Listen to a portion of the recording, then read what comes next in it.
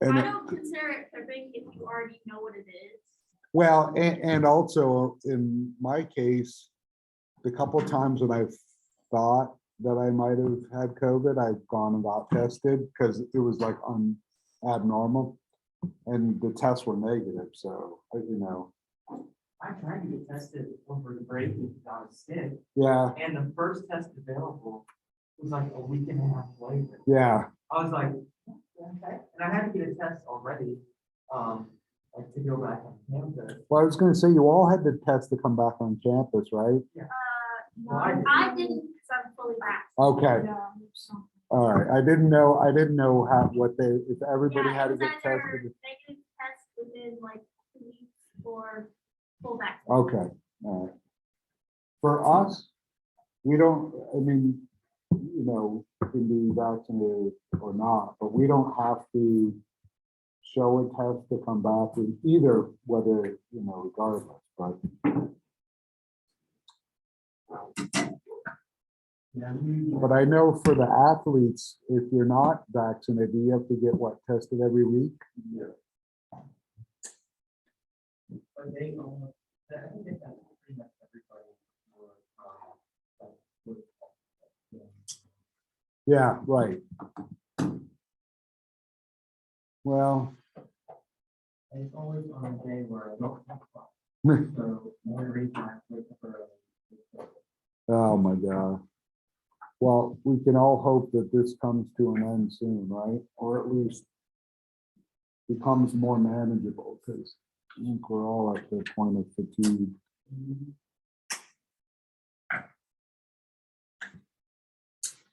The bank was not allowed 9 staff, Oh, yeah. but yet they still won. Allowing 9 staff. It's almost as much as the Falcons have in the entire season. Yeah. Falcons had like 14 staff entire season. They were. The PJ Watt has almost doubled that.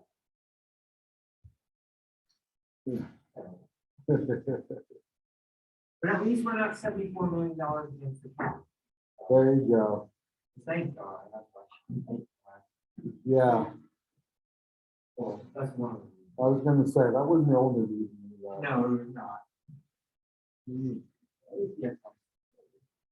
Yeah, I just look at it. I don't know why they have to do it. I don't, I do not expect that. yeah. He's a coordinator. But I know someone's been given a chance and been ready. You're probably right. Shanahan's a good head coach. Yeah, Flyers a good head coach. They were coordinators at the Falcons at one time. We had a stacked team that year. And if we would have won in overtime, I'm almost positive they would have changed that rule. yeah, Because if Tom Brady is at the losing side of that rule, they're for sure changing. yeah, but the league hates Tom Brady. I disagree. I think the league loves him. Maybe they have a love. The players probably don't, but the fishing crew and like, Yeah, but Roger Goodell hates him. yeah, it's pretty controversial. Yeah. But the media and everyone. Oh, yeah. Well, I'm pretty certain I think he's gonna retire. I think he's gonna retire next. I don't know about this year. Aaron Rodgers for sure won't retire. He wants another one. Yeah, He but, deserves another one. but Brady doesn't have anything left to prove, and, you know. He's gone so deep into the playoffs. He loses heartbreak every year. Yeah. 49ers lost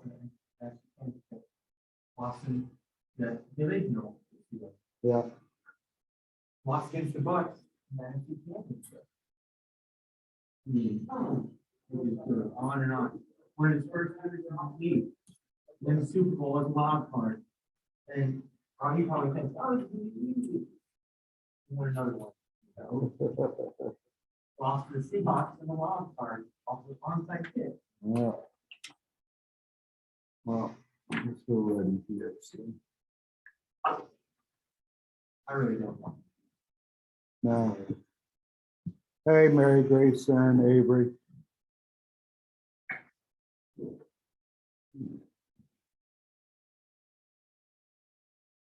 All right. Well, we're gonna try to, Friday is our last day of Hinduism, so and then next week we'll start Buddhism. And the short answer of question is due Friday, right? Short answer reflection, I'll cover that just for our Zoom folks as well. So yeah, so Friday, the short answer reflection is due. I'll give you a little just more detail right now before we start talking. So upload it to, you really have two choices, but you can either upload it to Canvas, or if you bring a hard copy to class, you know, I don't really care either way, okay? Just as long as you do it by Friday or have it done on Friday.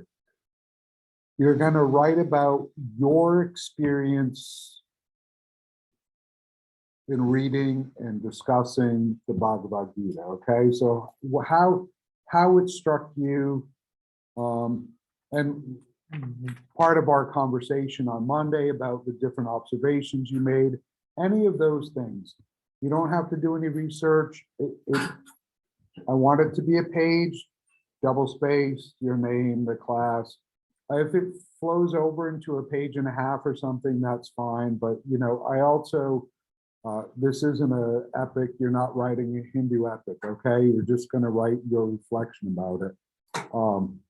And like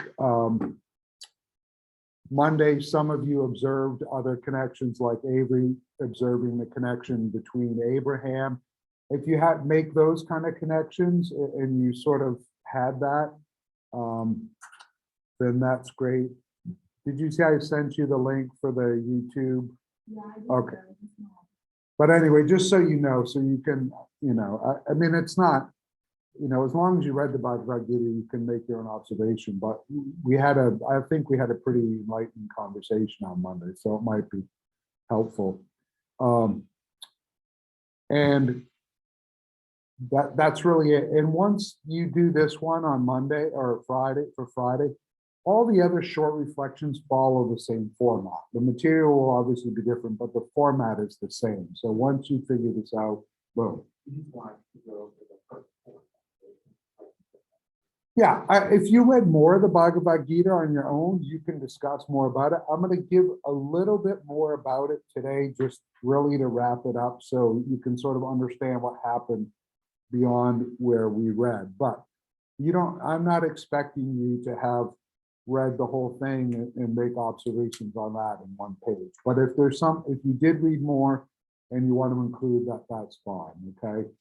And having said that, what I want to just touch on from the Bhagavad Gita, we all know that this is, you know, this conversation between Krishna, who's the avatar of Vishnu, and it's really about karma and dharma, right? It's about Prince Arjuna's dharma, and then also the conversation about karma and so forth. We didn't really get to how Krishna is able to convince Arjuna to follow his dharma. And so I just want to highlight that. We talked about the fact that, you know, Krishna talks about don't worry about killing people because it's part of their, you know, the cycle of karma and samsara, you know, the cycle of life. And so you don't have to be so fearful about that and worry about it. But that doesn't convince him. You remember that sort of, he still needs convincing. So the next sort of move that Krishna makes is, you know, Krishna decides that Arjuna needs a deeper understanding of Dharma, okay? So he's laid out this whole explanation about, you know, the souls are immortal and so forth. And so Krishna explains that the prince must do his Dharma detached from desire of gain or loss. And while that might have been in our reading, we didn't really talk about it. And what that means is that the prince needs to fulfill his dharma without perceiving it as gaining karma or losing karma, okay? And so that it's not connected to a desire to gain something or lose something. And if he can do this, he'll avoid getting good or bad karma. That's part of what he pushes. And Krishna then connects dharma with renunciation. And so what Krishna is doing here for Prince Arjuna is saying, look, your duty is this is your responsibility as a warrior. Renunciation, renouncing desire, in this case, connects these two together to lead to liberation, okay? And so now he's shifting the sort of way that moksha happens. But the prince remains unconvinced by this. So Krishna decides to push the argument deeper. And now what he decides, and this was also touched upon in the reading, is where he decides to talk to the prince about divine knowledge, okay? And that's Jnana, and that Jnana is Jnana. And Jnana centers on the cognitive event, which is recognized when experienced. So you have a cognitive event, you have a knowledge event, and then when you experience it, you recognize the event and you understand it, okay?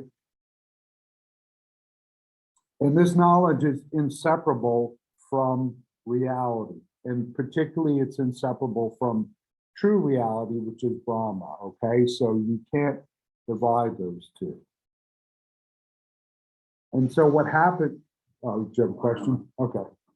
So what happens in this is Arjuna can see beyond the illusion of the karmic world, and he can see beyond apparent good and evil. Remember, his whole problem with this is that he understands doing his duty is good, right?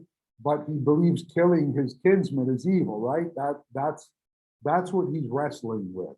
And this connection or this divine knowledge helps him to actually move beyond that. And then Krishna pushes just a bit further. And what the prince should do is to engage in dharma out of devotion to God.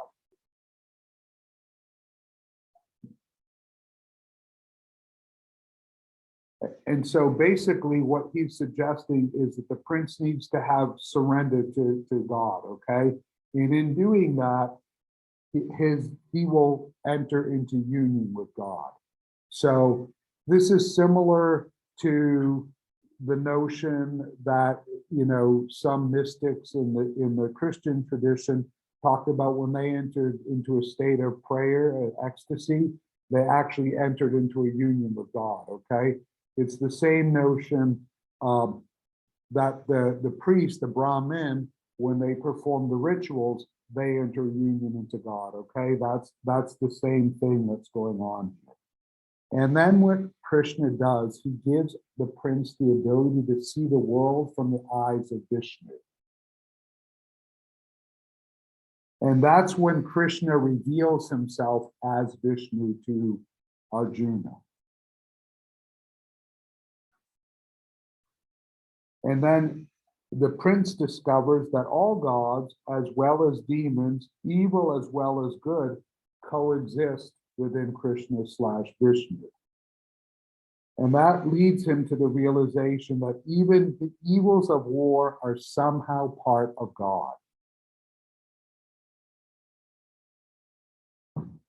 And then the final sort of aha moment, if you will, is he now understands that the central teaching about Dharma is not whether a being should perform Dharma, but rather how a being, but rather how the being performs Dharma. Okay, so it's not whether you should do it, but how you do it. That's what he comes to the realization. And that's what pushes him over the top, if you will, to accept his destiny or to engage in being.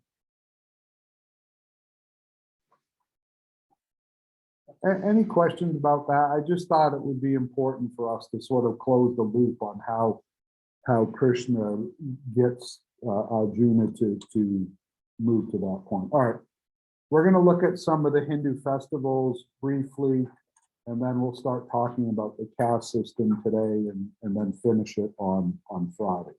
So, There's a shrine like nearby, right? yes, exactly.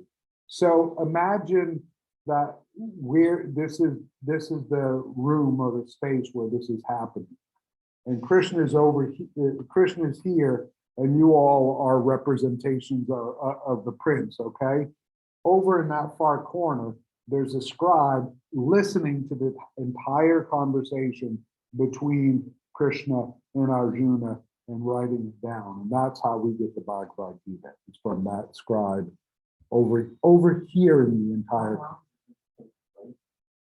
It's a long period. I mean, this is sort of a days long event. It's not I mean, first of all, you see how long the Bhagavad Gita is.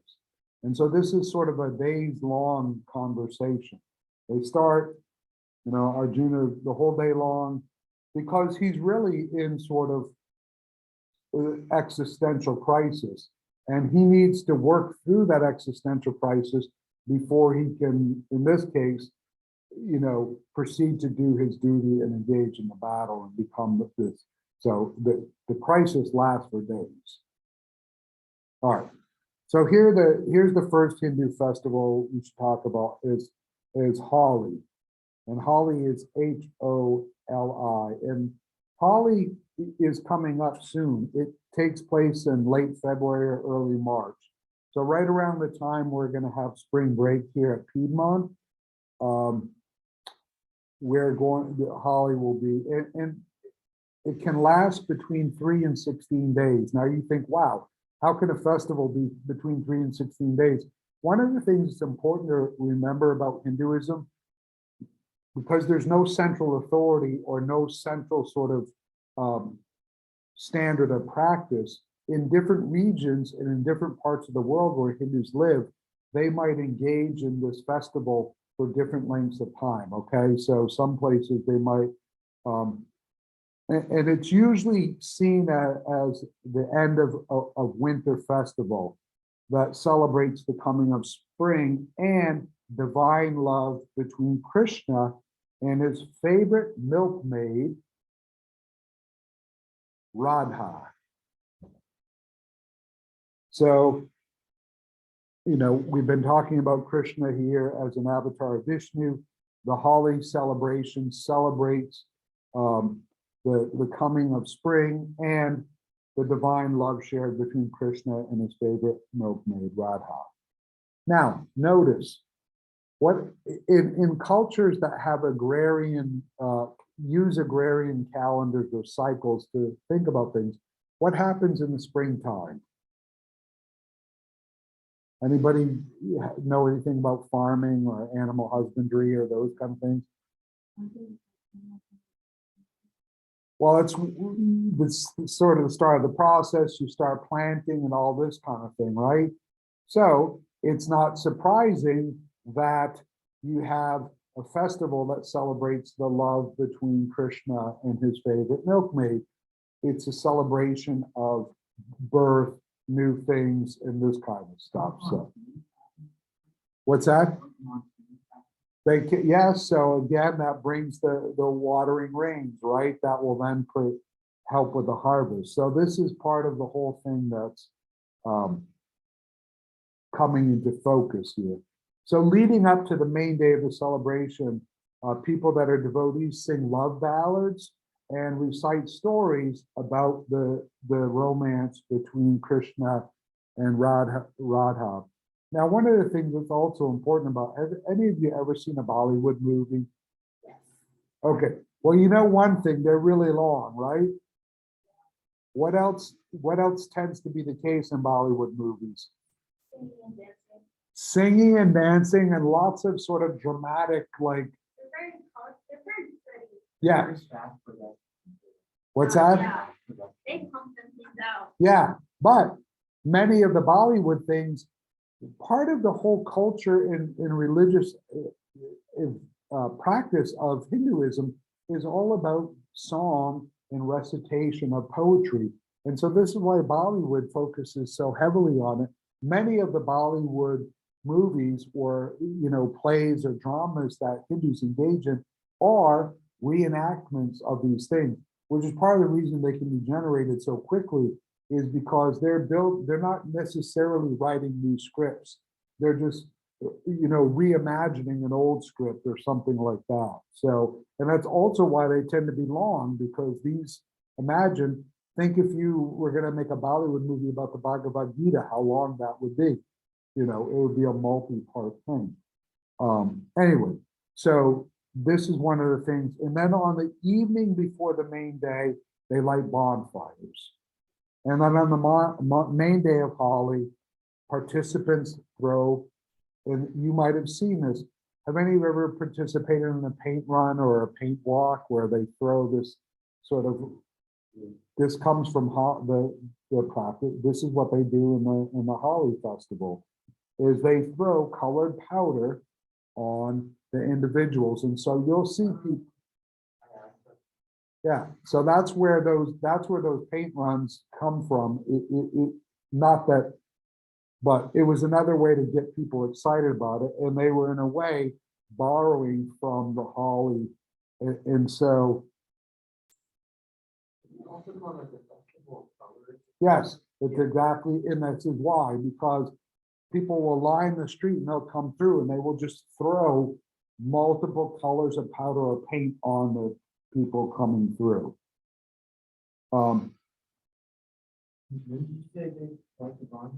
The night before the main day. And the reason they do this is because just as Krishna is said to have done this to Radha to make her skin as dark as his. Remember, Krishna's skin is dark. So the belief was that he threw some color powder or paint on her to make her skin dark. This is why the devotees do this. Now, historically, it was a festival that mostly people that follow Krishna and Vishnu participated in, but it's expanded because it's such a colorful and sort of festive thing that lots of Hindus practice this now. All right. Yeah. Yep. All right. So the next thing is Ganesh. And the festival for Ganesh, and this festival is Ganesh Tooth Tree. And that means Ganesh's fourth. And it's celebrated on the fourth day of the waxing moon phase. And this is usually in late August or early September. And remember, Ganesh is the elephant-headed son of Parvati. And Parvati and Ganesh removes obstacles and gives success to those engaged in new undertakings. So, yeah, so it's the fourth day, that's what the Ganesh's fourth is celebrated on the fourth day of the moon's waxing. And Ganesh is probably the most popular Hindu deity. And so before the festival happens, local artisans will start fashioning clay images of Ganesh for sale. And lots of people will buy small ones for their houses and so forth. And then like towns or like groups of people will commission larger ones for public display. So they'll actually commission an artist to make a large clay Ganesh that will go like like if we in Demorest, we were going to celebrate Ganesh's holiday in sometime in July, we'd call a local sculptor to make a clay large, and then we'd stick it in the town square or in the park next door. And once the clay images are put in place, they get anointed. And this is really important because remember, all images in Hinduism have part of the god with present in them. So you anoint an image just like you would anoint the god, and you bring it food and drink and flowers. So if you go buy a Hindu home during this time of the year, late August, early September, you might see a little altar with a Ganesh like somewhere in the yard or something, and you'll see that they put oil or remember the ghee, the butter, the sort of clarified butter.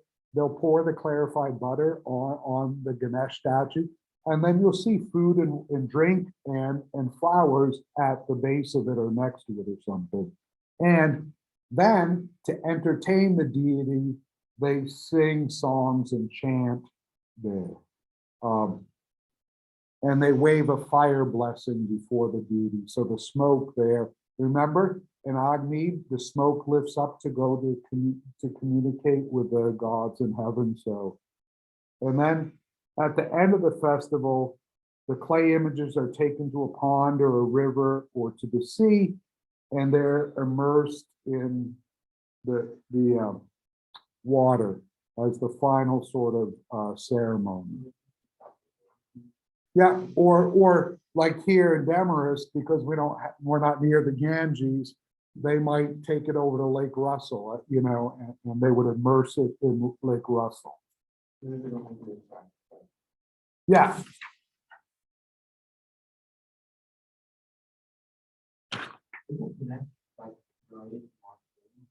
Yes. All right. And then the final festival we're going to talk about is Diwali. And that's Diwali. And Diwali is the festival of light. Diwali.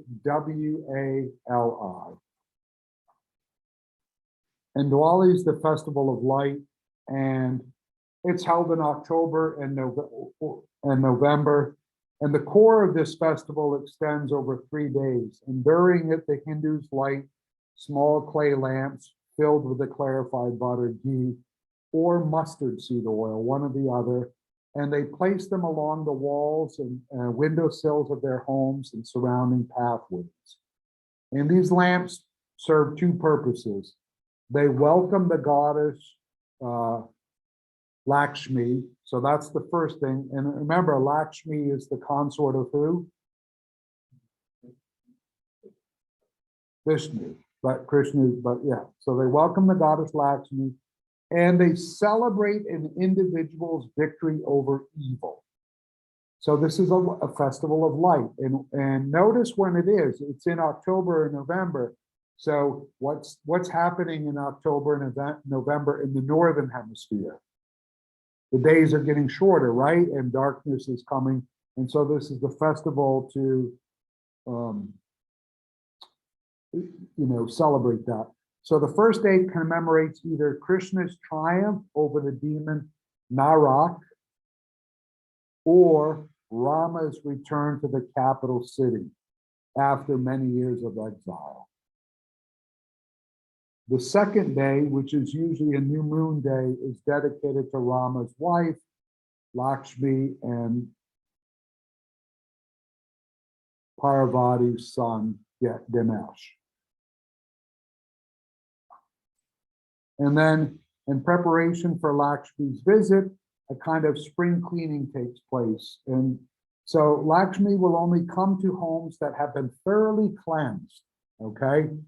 So notice this, and notice the time of the year. It's obviously not spring, but it's the time.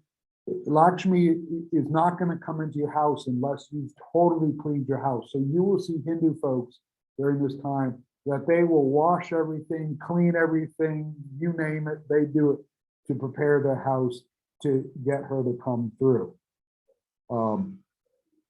And business people consider this day the beginning of the fiscal new year. So business people see it as the opportunity to get their books clean and start on a new path to, financial health. In the evening, the worshipers put on new clothes and they go visit people's houses. And then on the third day of Diwali, which marks Vishnu's defeat of Bali, the demon king who gained great power and was planning to increase his power by conducting one of the longest and most complex Vedic rituals, a horse sacrifice. So Bali was going to sacrifice this horse in a Vedic ritual to increase his power. Before he was able to do that, Vishnu destroyed him. And that's the final that's the last part of the Diwali celebration. So you first part, you light all these candles or torches or, whatever, and you put them all around your house and outside to light the way to welcome Lakshmi. Then the next day, you celebrate that commemoration of Krishna's triumph over the demon Narak. Then on the second day, you clean your house. Then you put on new clothes, and then the third day comes after you've done all that. So in a lot of ways, this is like a renewal ceremony too, or a time for personal renewal, personal cleansing, and that kind of stuff. All right.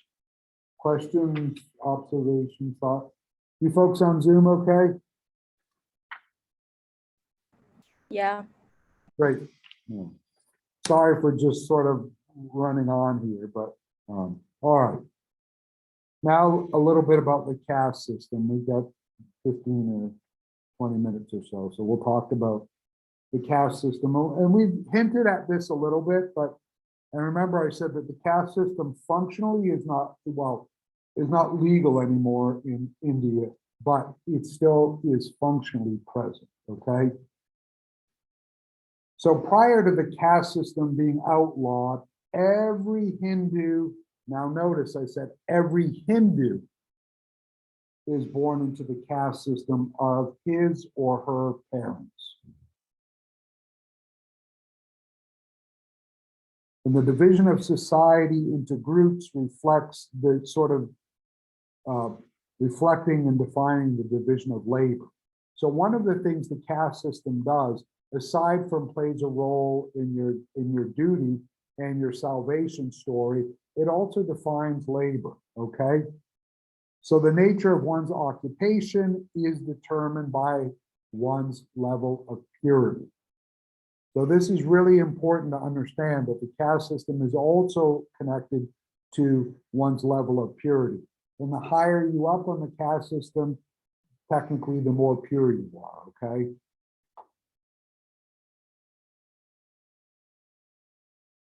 So ritual worship and scholarship in sacred texts are seen as the purest pursuits, and they were preserved for the purest or highest in the caste system, which is the Brahmins. And the Brahmins, remember, are the priests, okay? So the Brahmins are considered the most pure, and therefore they are the priests, and only worship, ritual, the study of sacred texts is reserved for them. At the opposite end of the hierarchy is the Sudras. Now, the Sudras, there's another level below the Sudras, but in the hierarchy of the caste system, the Sudras, which are the servants, are at the other side of the hierarchy. Below the Sudras and not part of the caste system are what used to be called the untouchables and now are referred to as Dalits. And Dalit is D-A-L-I-T-S. And we'll talk more about these in a moment. The reason the untouchables are not part of the caste system is because they're deemed to be permanently impure by their occupation. And so their occupation is scavenging, tanning leather, and it's so polluting to their nature that they can't be incorporated into society, and therefore they're not incorporated into the caste system, okay? And so they get excluded from everything. Now, as I said, this isn't legal anymore, but prior to the eradication of the caste system, the Dalits couldn't participate in the educational system or anything. So they had no life whatsoever. Okay.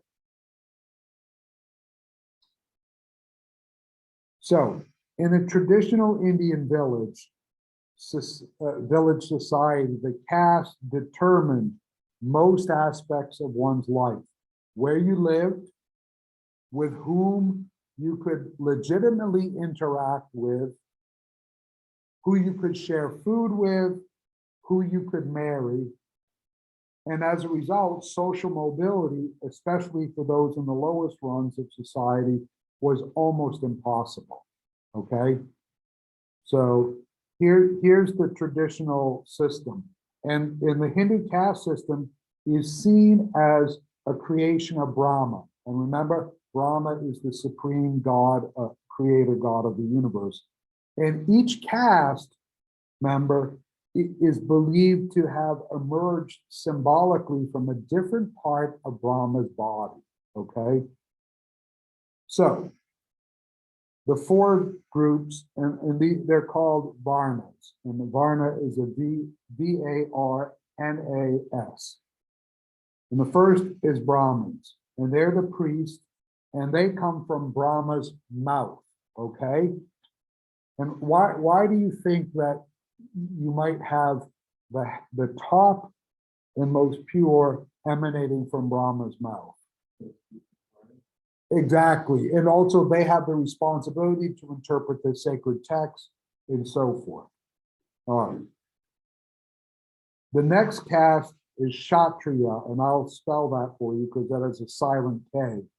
And that is K-S-H-A-T-R-I-Y-A-S. This is the caste of Prince Arjuna. He was part of the Kshatriya. And that's the warriors or nobles. And they came from Brahma's arms. Not surprising that nobles and warriors would be symbolically generated from the arms, right? All right.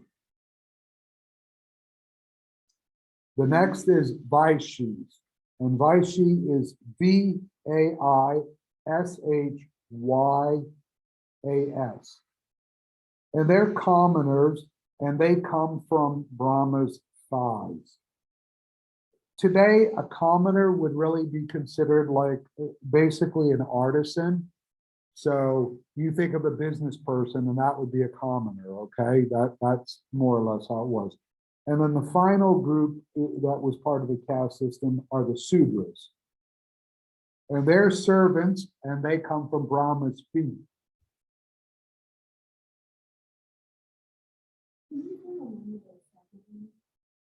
Yep.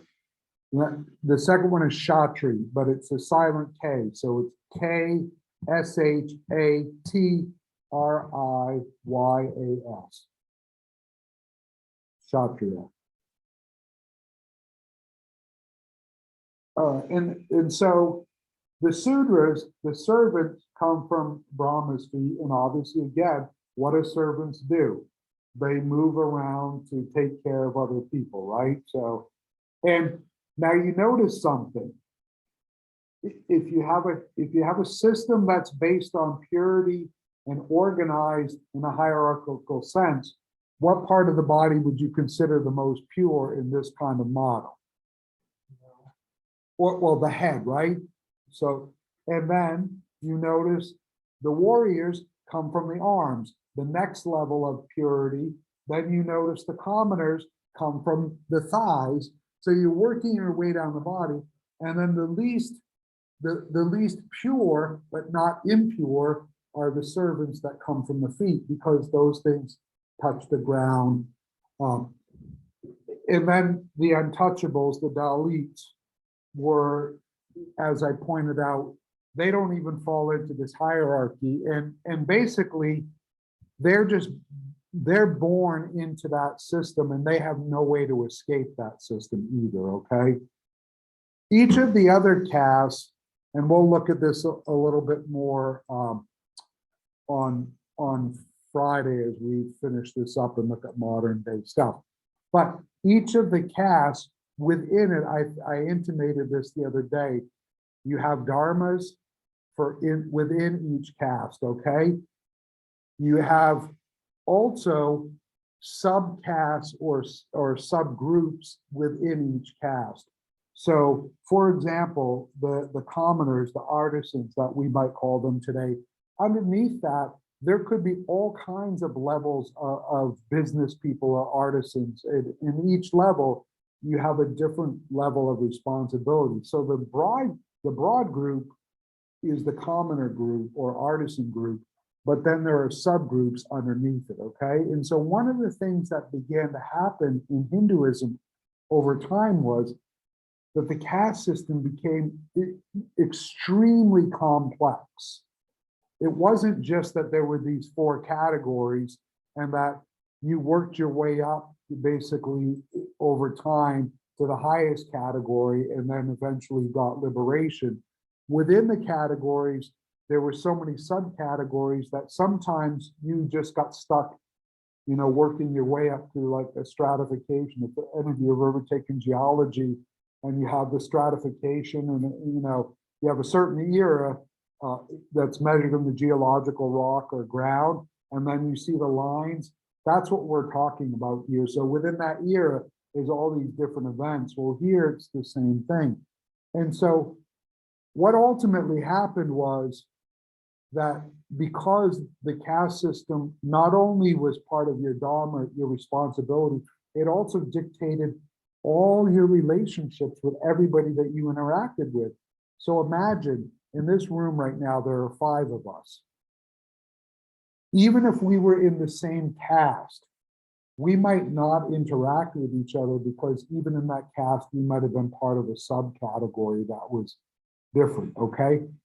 If we were from a different caste, we could interact with each other, but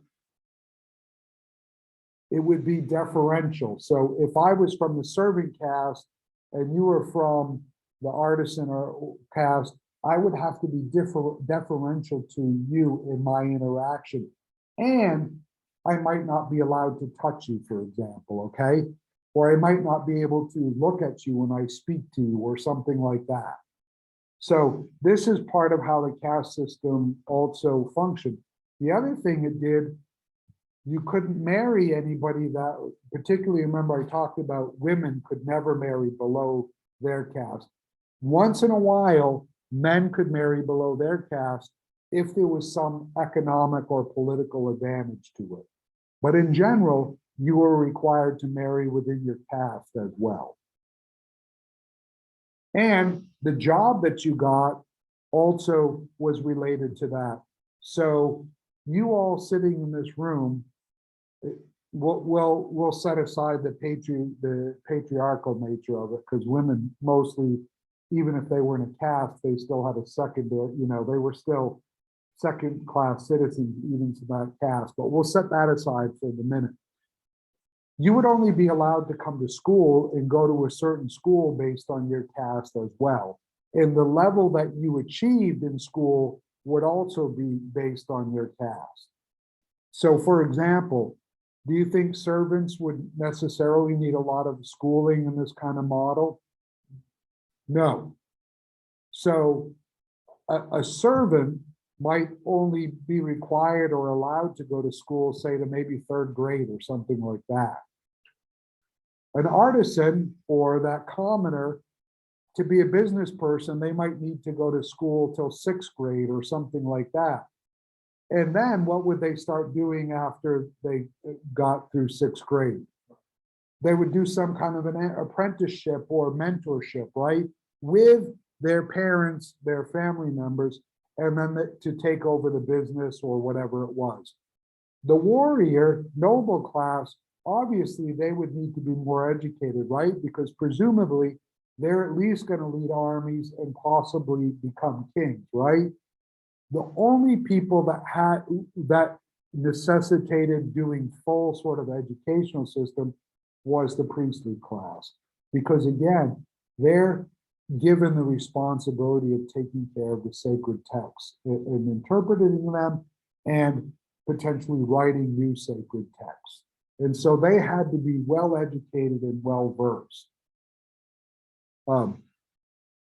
So when you think about this societal structure, you were really boxed into a very narrow life for in existence. And the only way you had the opportunity to express beyond that sort of boxed in nature was if you were able to successfully move up in a caste at some point in the future. All right.